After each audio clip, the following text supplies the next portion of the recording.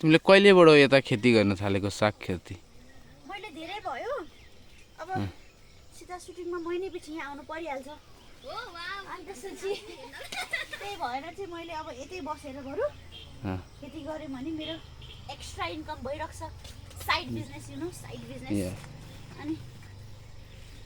त्यही भएर म अहिले साग खेती गर्न थालेको छु अनि हामीलाई पनि काम दिनुस् न। अब काम दिन त अहिले खासै खाली छैन म एक्लैले मलाई नै पुग्दैन मलाई नै पुग्दैन हैन तर अब तपाईहरुलाई नै के मलाई चाहिँ एउटा के भयो भने म त्यही गएर खाने हो बरु यहीँको साग बेचायो भने त अन्त किन्नु पर्दैन त्यो फाइदा हुन्छ नि त अब हाम्रो सुटिङ सेटमै 15-16 जना 17-18 जना त हुन्छन् खाने मान्छे यहीँबाट तरकारी लग्यो भने त मलाई त्यो फाइदा भयो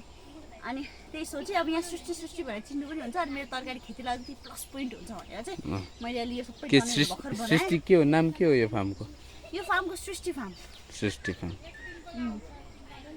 हेर्नुस् कामदार पनि कति धेरै राख्नु भएको छ कति धेरैले काम पाएको छ हो।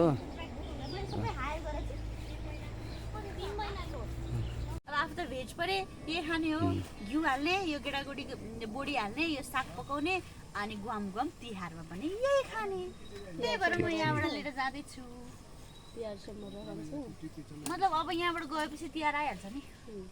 नर्मली हैन यो यस्तो खुन्छ सागको तपाईहरुको फ्यान त धेरै छ यहाँ तपाईले पनि हेर्नुहुन्छ?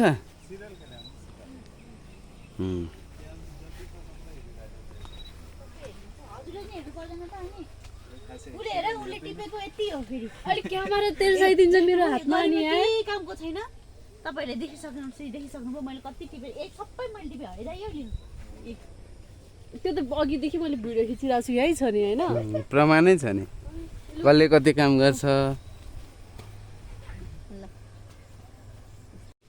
किनकि 3 किलो साग छ नि त उहाँले नभ्याउनु होला हम त टिप्दा यही काम गरेर पर्फेक्ट हो हैन ला यो त थोरै हुन्छ नि यसको त लामो छ यसले त धेरै किलो खान्छ त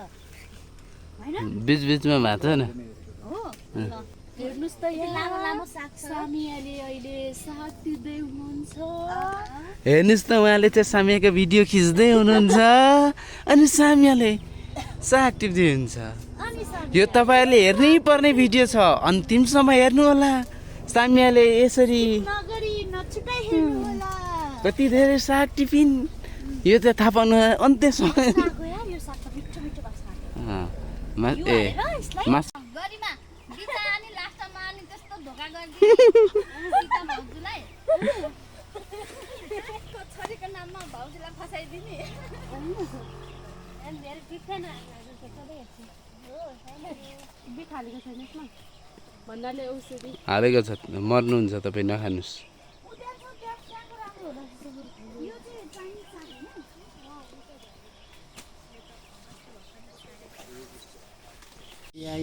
कस्तो लागिरहेछ सुटिङ? एआई खिच्ने हो भन कस्तो लागिरहेछ सुटिङ? हजुर सुटिङ कस्तो लागिरहेछ? दामी लागिरहेछ अब म ब्रेकफास्ट खान गइरहेको छु फर्स्ट टाइम होला होइन ढिलो मेकअप गर्न पाएको? फर्स्ट टाइम हो म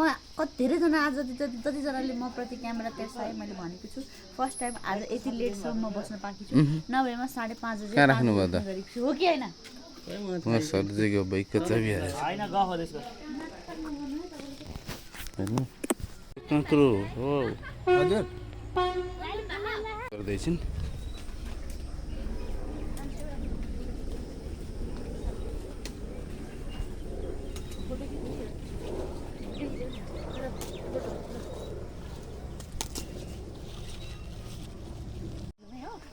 अनि अब हामीले चाहिँ यति बेला हामी गरेको आमा त तग्दिन्छ सबैजनालाई अनि त्यही हो मेरो काममा अनि त साह्रै व्यवहारिक भएको तरकारी बजार भन्ने रमाइलो लाग्यो तरकारी बजार अरे नानी तरकारी फार्म कति धेरै ठुलो फार्म छ है सक्ने रहेछ है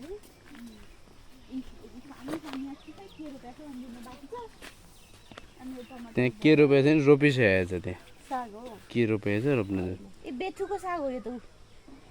यसो साग त नरोप्नु पनि त आफै फल्छ होइन यो त मलाई कोइरे मुला जस्तो लागिरहेको छ कति धेरै टमाटर त हेर्नु न धेरै टमाटर रहेछ है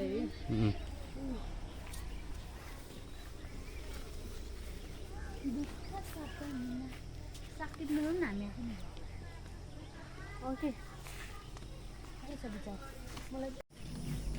आज हामी कहाँ आएका छौँ अरे सब्जी किन्न सब्जी किन्न आएको छौँ हामी आज टनेलमा तर टनेलको दाइ गायब हुनुहुन्छ र होइन तपाईँ टनेल घुमघाम गर्दैछौँ ठिक छ टमाटर देख्न सक्नुहुन्छ तपाईँहरू कुन चाहिँ फललाई हो यसरी उम्ला देखाउनु हुँदैन भन्थ्यो क्या केहीलाई पनि हुँदैन हो त्यही त म पहिला सुनेको थिएँ अनि अनि कुँ छ भन्थ्यो नि त त्यो यथार्थ चाहिँ के हो मलाई पनि थाहा भएन कति झरेको त नि हेर्नु त त्यो बिग्रेर झरेको नि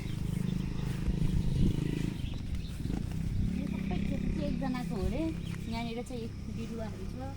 सागको होला सागको बिउ त्यो त्यो होइन के रोपिसक्यो सागै होला त्यो नो होइन के हो के सागै हो कि मुला हो कि जस केही न केहीको बिरुवा निर सार्ने होला नि होइन रोपिसक्यो यो त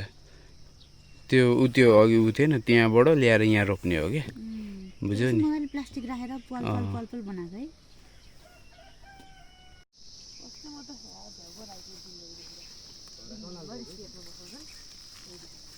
थर्ड भएको हो पानी भन्ने चिज चाहिँ कस्तो तर प्लेटमा त सेकेन्डमा उसले सकाएको पुरी यहाँ गुल्चे गरे यहाँ हारिहाल्यो भन्ने होइन यहाँ धाँधो नि अनि यसो पनि त फर्स्ट अलरेडी भइहाल्यो अब चटेको छ हाम्रो सबै आयो चारवटा